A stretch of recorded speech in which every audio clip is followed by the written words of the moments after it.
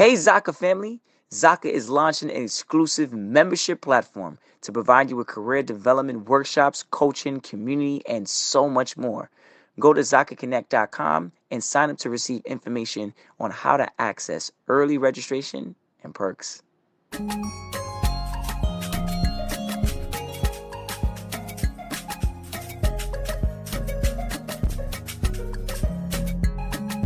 Hello, everybody.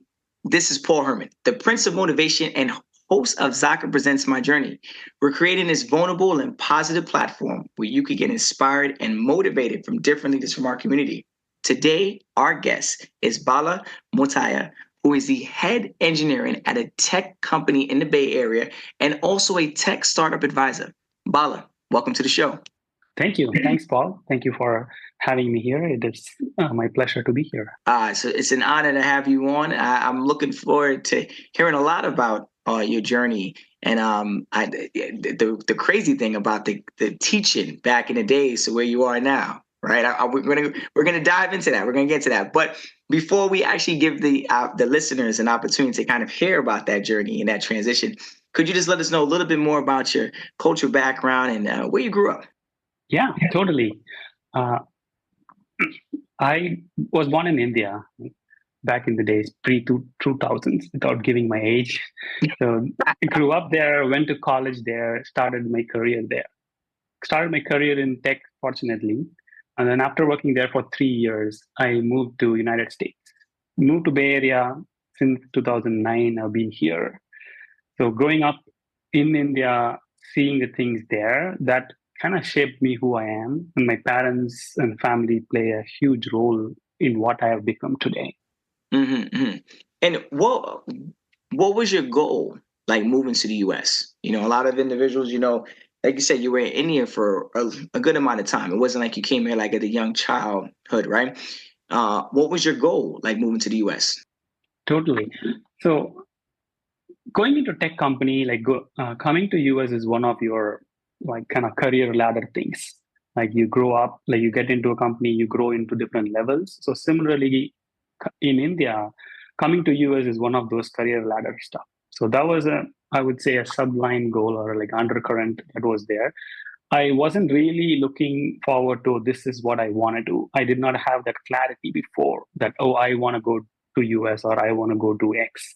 Started my career in tech, continued that. So that was the path. So that hooked me up into coming into US. I came here for a business trip for 3 months. And then things changed. Here I am after 15 years now. Mm-hmm, mm-hmm. Now that decision, like, how did you feel about making that decision to transition to US? Like, it's a big jump. Yes. That's not like you just went to the next town or city over, Totally. So it was a hard decision. It wasn't easy. Mainly coming from India, where family and community is really a big deal, like leaving everything behind and coming to a new country, re-establish your base, re-establishing your roots to start over is not an easy decision for sure. And for the first 3 4 years, it was very, very hard for me to come to terms with it.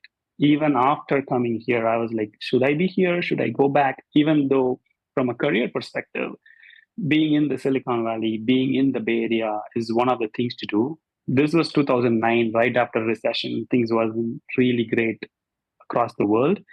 But coming to US was an opportunity for me to learn and grow faster.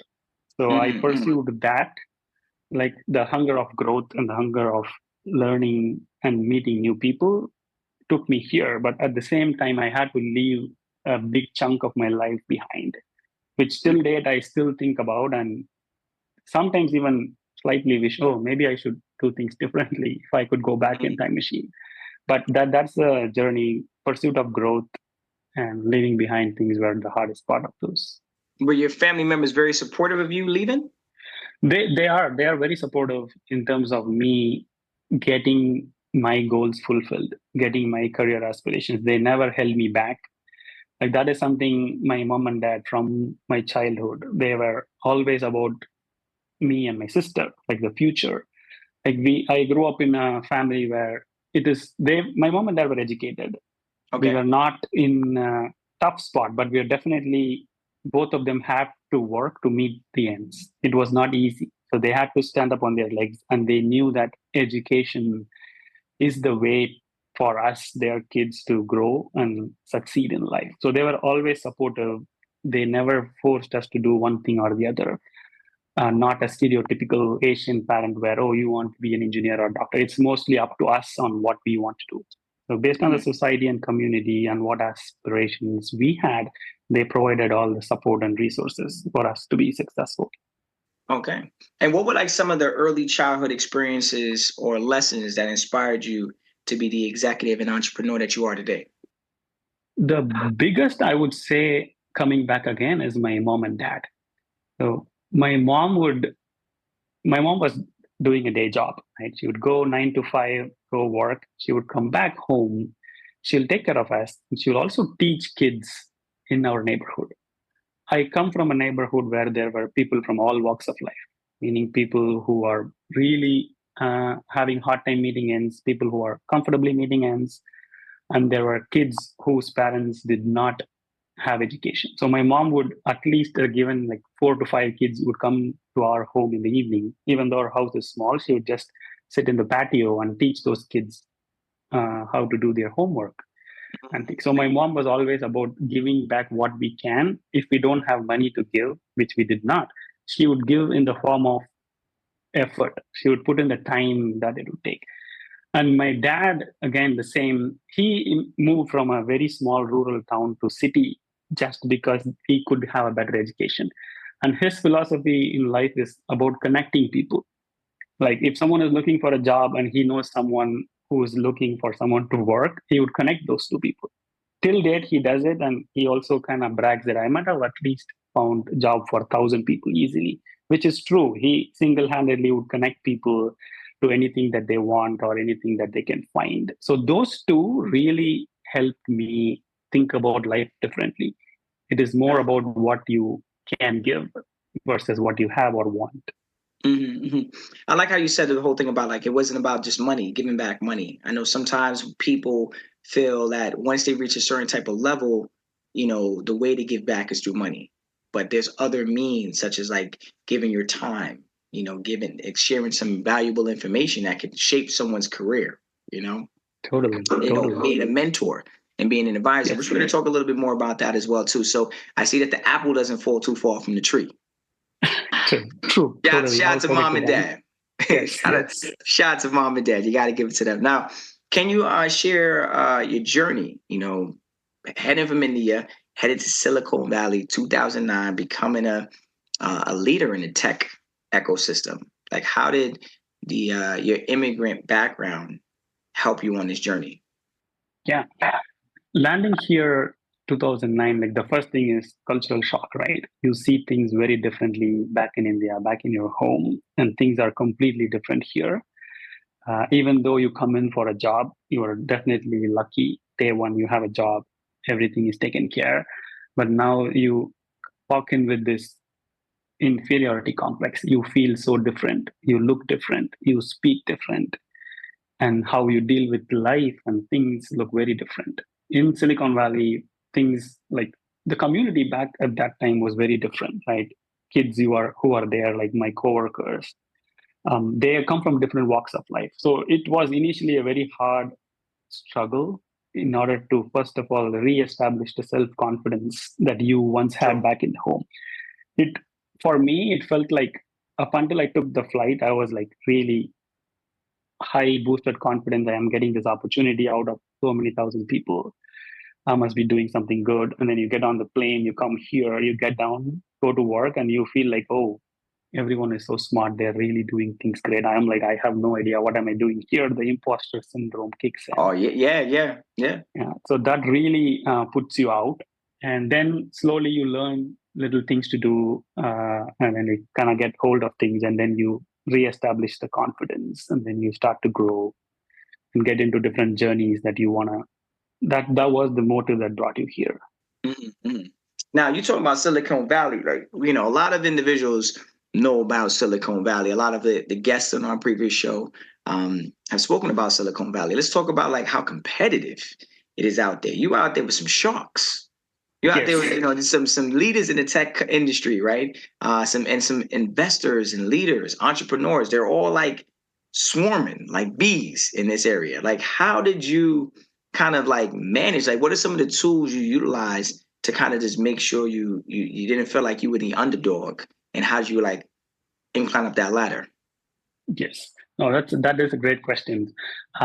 In terms of Silicon Valley, as you mentioned, it's like a very competitive environment. Really, you can make your dream come true. You can like have an idea. You can make millions just with a presentation. So you have to be so top notch in your game. Coming in from a country which is not fully developed, it is not that easy. People who come in today, I talk to, they have the same feeling that I share them with, like, hey, this is what I felt exactly when I came in. So, two things that I can put my finger on, right, that really helped me. The first one is learning, right? Go find a mentor for you. Find someone who can teach you the path that they have been and someone who can show you how they did it. Go find a mentor. The next big thing is you go mentor people, like find a mentee for you to mentor. This was my biggest unlock, I would say. The reason is most of the times we think, oh, I'm new to the country, what can I give back, what can I offer, what can I teach? But there are so many people who are coming behind you. You are True. even 1 year ahead of somebody else. You can give them what happened to you in that 1 year as a big lesson. They will just comfortably walk behind you to learn from you. And teaching someone else also boosts your confidence. If you think you can change someone's life, you feel more confident. Oh, I am making a difference. I am creating an impact. So that really gives you a motivation. So having mentors to learn from and having people who you can teach collectively, I would say, is a double-edged thing that helped me boost forward Mm-hmm. and able to gain my confidence and able to put me in a light where, oh, I can do this. This is not, I do not know if I end up being another shark, but definitely I know how to now survive in the shark tank. Woo! Well, kudos to you because it's some people go out there and they leave. True, true. It's it's sometimes it could be a welcome environment, but then you meet those individuals, right? And I could only imagine what that feels like. This in it where it's just competitive across the board. I'm coming Yes. from like an athletic background. When I would see competitive, I would at one point I'm like, yeah, I love this competitiveness, right? But then some people take it too serious, and I'm like, whoa, hold on. Totally. I'm just trying to run. I'm just trying to run Totally. track. This is too much. But I Totally. get it. Some people are coming from all over the world to be there, right? And this is all they got, right? But you went in there with the right mindset, and look where you are right now. But in that time frame, I could only imagine, you were, I don't want to say comparing, but thinking about the Indian culture and the American culture. Like Mhm. there's a clear separation between the two.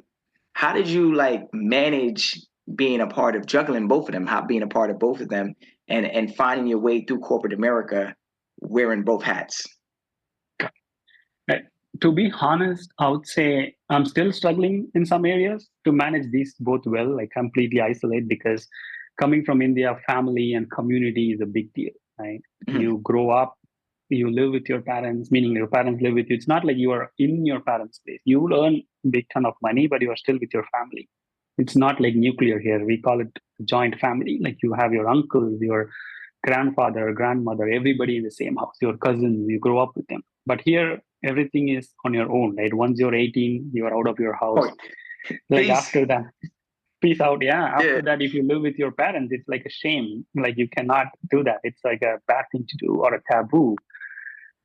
Similarly, within the corporate environment, I would say you have a coworker is getting married. He's going to pretty much invite everybody in your team, in your org. Here, like getting married is a very different thing. Like you have very close knit people. So community was one big contrast for me. Growing up, there are like 1,000 people coming to a wedding. Like you will meet at least 100 people in a day at work. You just chat with. But here, corporate America, that is not the case. You are alone. So for me to balance is I went outside to build my community. So that is Okay, one good. thing. I went out of my work to find out where can I find people who are having similar thinking or people who challenge me or people who I can work or like collaborate with in a different manner. So finding that community helped me keep more, I would say, remember my roots and continue to use that as a strength booster.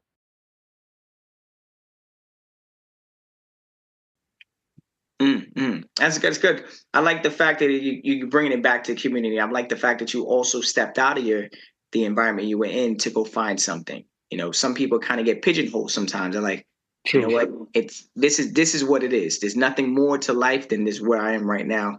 But you were like, no, I still want to be connected to my roots. And you kind of like branch. And then, keeping that to stay true to yourself, it keeps you very organic and authentic as well. Because, in that corporate environment, you could lose yourself. You could also True. lose your Very culture true. in the mix of that. True. Because Very true. you're wearing so many different hats. And then all of a sudden you're like, I guess I don't need to wear this hat anymore. Right. Yes. And then your family members start looking at you sideways, like, wait, hold up. You don't eat this anymore? you don't do this anymore? And you're like, Yeah. nah, Tom, I'm in America now. We don't do it. I can't eat spicy food anymore like I used to do once upon a time. That's when you go back for like a holiday or a trip, and they start questioning you at the table, like, what's going on? Who are you? Yeah. Yeah, who'd you marry? True. uh, True. why did you decide to go into engineering?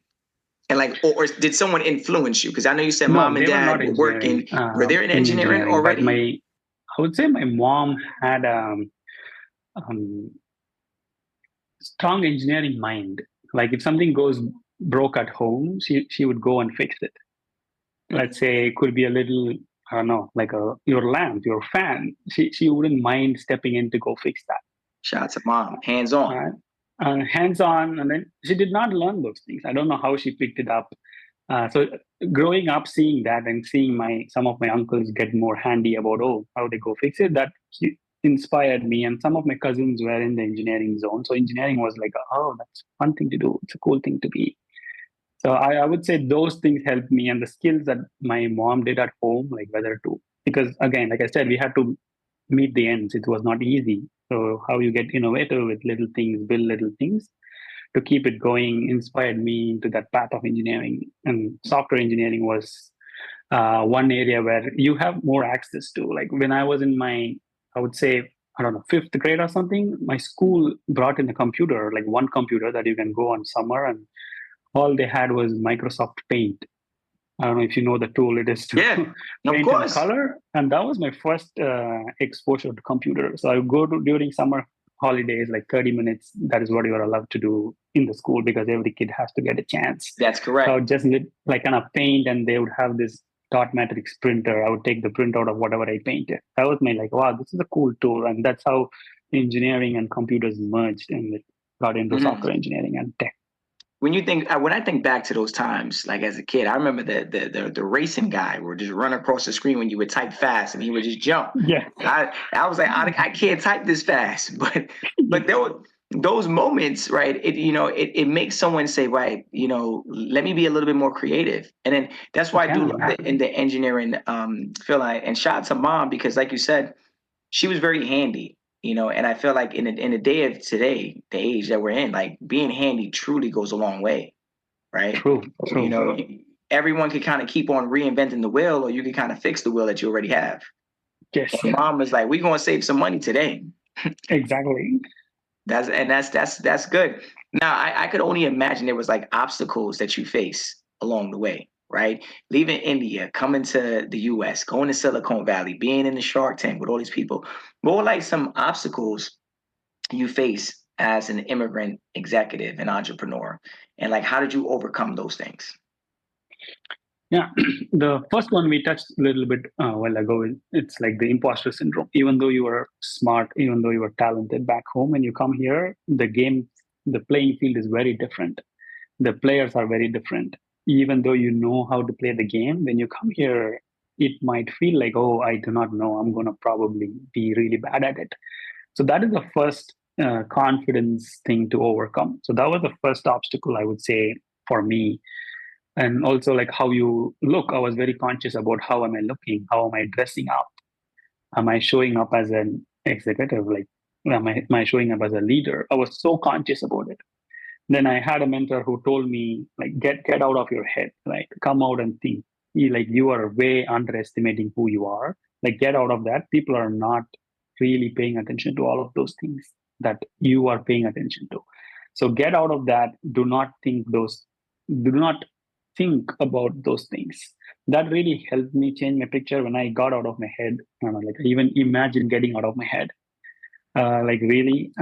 So that really helped me to see, oh, okay, this is not as bad as I thought. So that was the first obstacle. Second one, we don't have a lot of systems to support immigrants here today.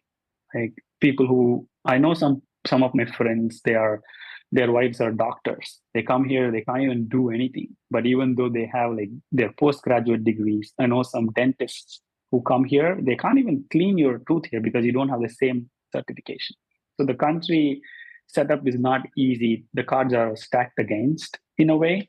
So how do you now think out of the box? That's what at tech we do. Right? Think out of the box. Think out of what you can do. So once I unlocked that by creating opportunities and like piggybacking on opportunity that came my way, that helped me move forward faster. Mm-hmm. Now, the companies that you work for, like, can you just in detail, like some of the companies that you work for, and how did you like working for them? Like, obviously, it was all in tech, or were you moving around from different companies when you first got here? Great. It's all in tech, but even within tech, it's probably different types of industry. So the very Aha. first one I can talk about was like Macy's.com, right? You go, that is who I came here for. You build a website for them so people can come and shop. So the people there are very about like, I would say, art and stuff, because you're like putting clothes out there, putting things to sell, like their mindset is very different.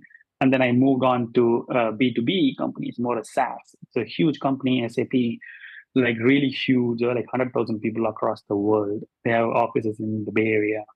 So those people are more like laid back, like thinking big business, very executive, like tip top and things like that. And then where I am now is more B2C. Culture is much more nice. But fortunately, I've been with really great people, great teams, great mentors, great managers. Without them, I wouldn't be here. Like, their shoulders are the ones I'm standing tall on now. So people, I would definitely give credit. They brought in unique perspectives to me. They taught me so much. They helped me realize what I can achieve. That's important. I'm liking the fact that you're giving credit to those individuals, right? No one man could run a ship, sail a ship, Totally. right? Or even build some. There's a lot of times where people make it to a certain level in their life and they forget where they come from. They forget about the individuals that actually helped them along the way, right? But I'm loving the fact that you're paying homage to those individuals because, like you said, you're still standing on their shoulders. It wasn't like you said, "Look, thank you, I'm out." It's thank you, I'm still here to stand on your shoulders because of you, I am who I am today. Yes, And totally. We are that goes back banking to the on their culture, buck. Mm-hmm. that Yes, community. Yeah, that's big. That's big. I see how it's kind of like from childhood, it still continues through, right? true. Till date, yes. You're like, look, I'm not losing this. Yes, I could wear multiple hats, but I'm not going to lose community. Right? totally. Yeah, every new person you meet, it's going to multiply your life in a very different way. Yeah. Now you talked about there's not enough.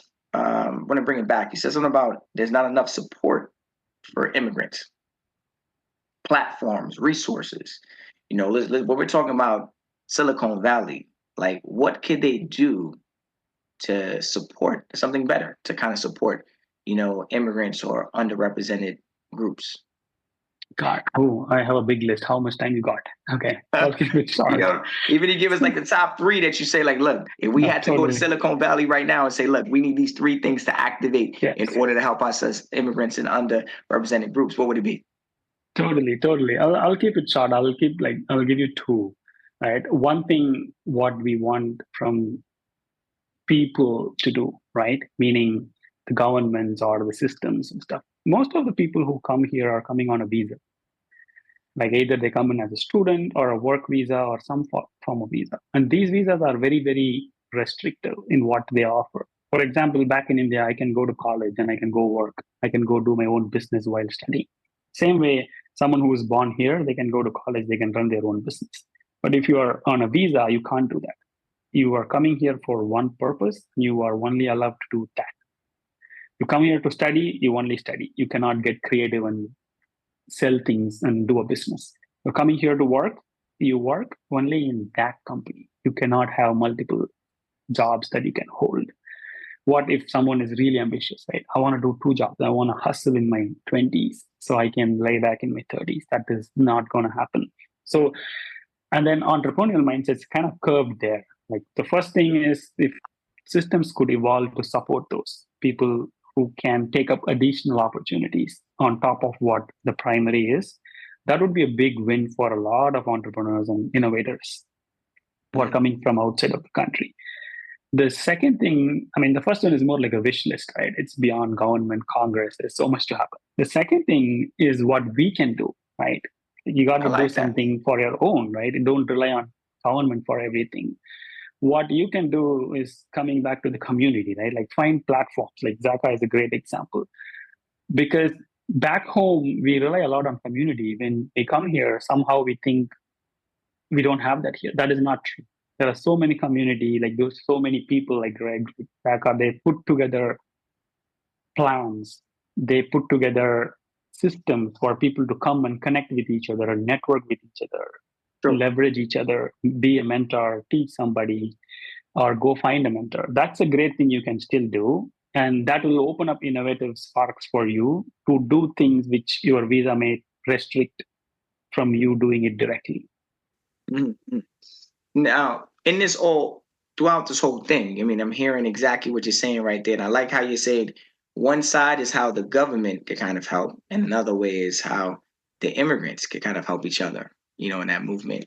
Now, I know we talked about community and we talked about it throughout this whole um, connection right here that we have going on. Talk to me a little bit more about in that corporate job environment, right? You're you're obviously working endless hours in that tech environment, right? But you're also a mentor and also an advisor to like tech founders and like startups as well. Like, why is it so important to give back to that group of individuals, that demographic? Yeah, it is really important to me because somebody gave it to me. That is why I'm here. So I need to now give it back to them.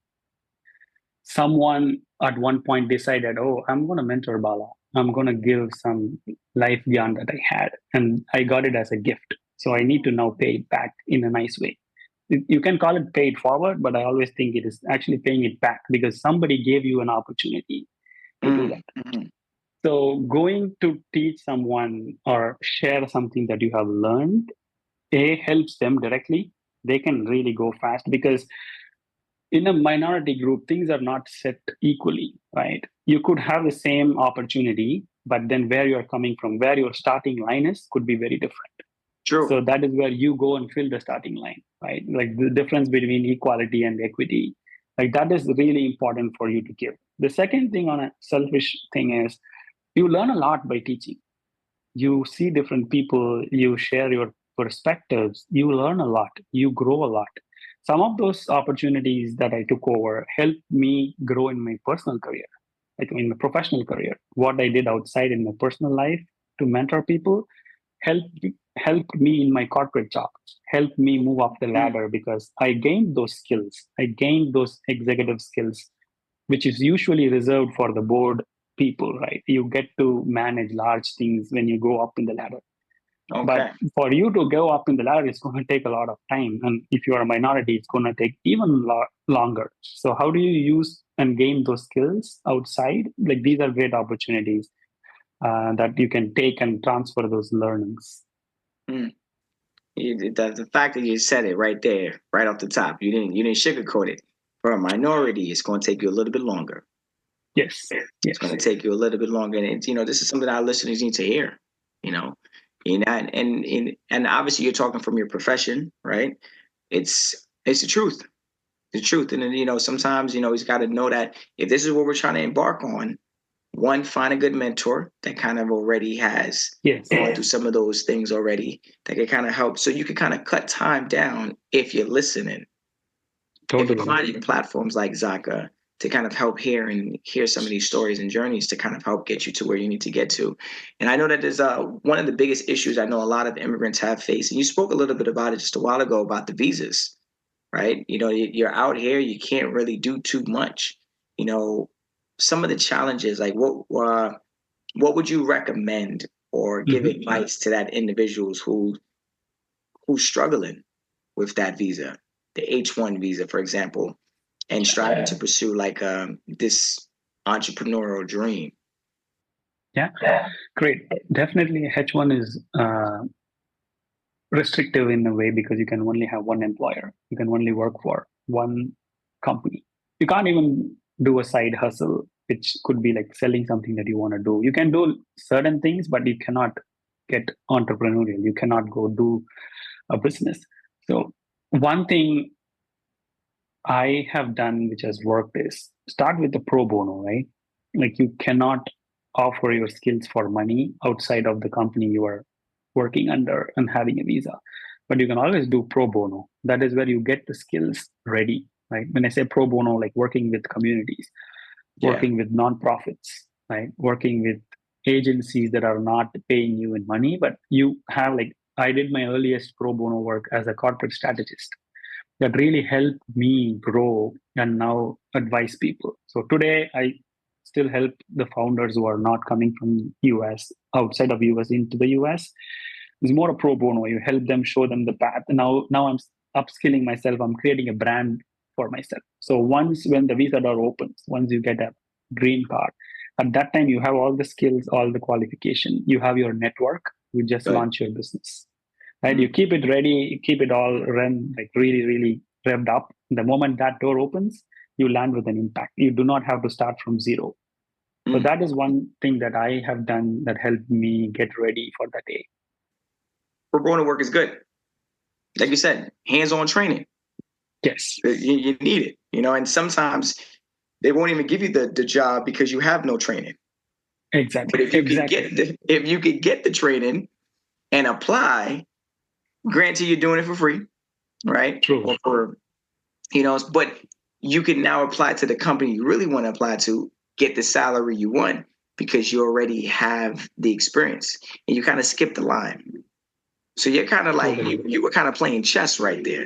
You was like, look, if I'm going to win this game, I got to play smart. You know, so exactly. I admire that. Yeah, like upskill yourself in the time you have. So when the day comes, you are ready.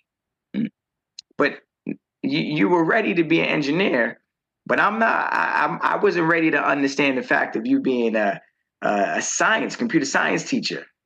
I think we need to let the listeners truly understand the journey right here, because computer science teacher, I think K3 to 5. Correct me if I'm wrong. Yeah, or ages 3 to 5. K3 to 5. Oh, K3 to 5. Look at that. And then that was early on in the game, and then you just switched up. Talk to us about this. Yeah. So teaching again, like when at work I started mentoring people, leading people. So teaching gives you a good perspective, right? So back in 2014, 15-ish time, like this is after coming to US, when you understand more about the school systems. Like this is not even talking about minority. Like it depends upon where your school is. If your school is in a rich neighborhood, the resources the school is going to have, the public school, is like A plus, right? If your school is not in a rich neighborhood, if your school is in an underinvested neighborhood, your school is not going to get resources. So I happened to live near a school which was not heavily invested. So I went there one day as a volunteering gig to paint the playground of the school. I was talking to the principal, and she was like, I was asking the K3 to 5, like, hey, what kind of tech things you have in the school? What lessons you teach? She said, oh, we have a lot of Chromebooks in the school. I was like, wow, impressed. That is great. For K3 to 5, you have a lot of Chromebooks. How did you get them? Oh, all the big companies donate them to us, because when they upgrade their devices, they give us the one which are still great for us. Oh, wow, that is cool. So how do the kids use it? They don't. I was like, why they don't use it? Because our teachers are not qualified to teach them. They don't know how to use it either. They know English, they know math, they know science, but they don't know computer science to go teach them. So these computers are sitting there collecting dust. And then I asked her, is it all right if I come and teach them what I can in the time I can? She said, yeah, we would love to have you. So I started doing this Wednesdays and Fridays in the morning when school starts from 8 to 9:30. So I do 2 classes every day. So I did this for a couple of years.